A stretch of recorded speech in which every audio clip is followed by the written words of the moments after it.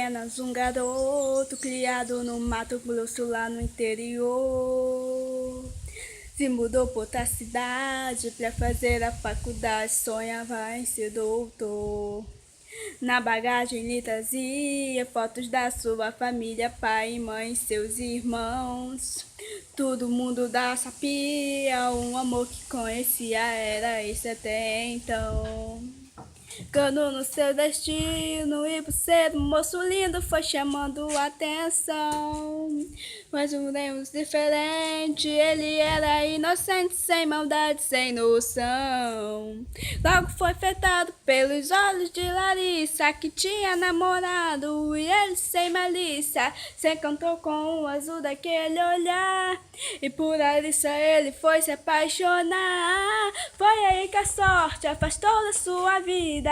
Ele moço pobre e ela moça rica, sem um orgulho bobo da sociedade, afastou Larissa da felicidade.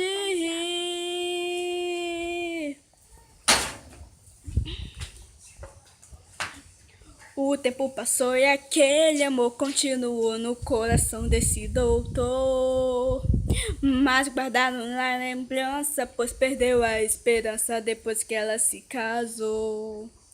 Rico não quer vaidade, voltou pra sua cidade, hoje vive muito bem. Possui sua família, na humildade, na alegria, perto de quem lhe quer bem. E Larissa continua em um mundo de luxúria, vaidade, ostentação.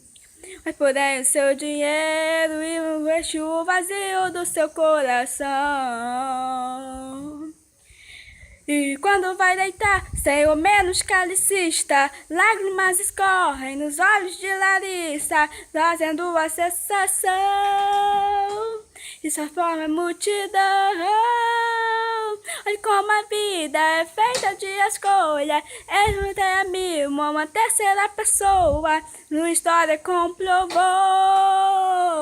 E só é feliz quem tem amor.